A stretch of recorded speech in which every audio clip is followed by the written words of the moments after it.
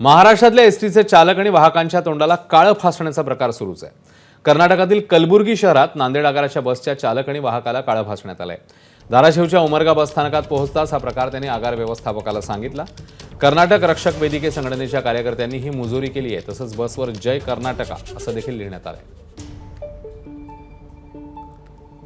नेमका काय प्रकार घडलाय अप्पासाहेब शेळके आपले प्रतिनिधी आता आपल्यासोबत आहेत। अप्पासाहेब, नेमका कधीचा प्रकार आणि सध्याची काय स्थिती आहे? अश्विन, आपण पाहतो गेल्या काही दिवसांमध्ये कर्नाटक आणि महाराष्ट्रातल्या जे एसटीचा वाद आहे ते आपण पाहतोय। एसटीच्या चालकांना वाहकांना टार्गेट केलं जाते कन्नड संघटनाकडून। आज देखील तसाच प्रकार घडला आहे।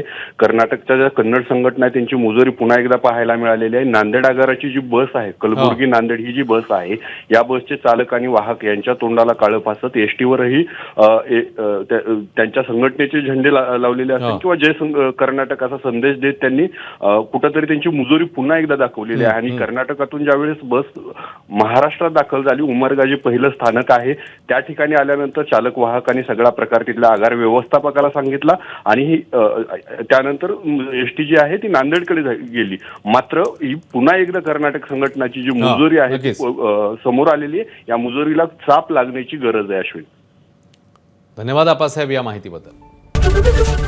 एबीपी माझा, उघडा डोळे बघा नीट।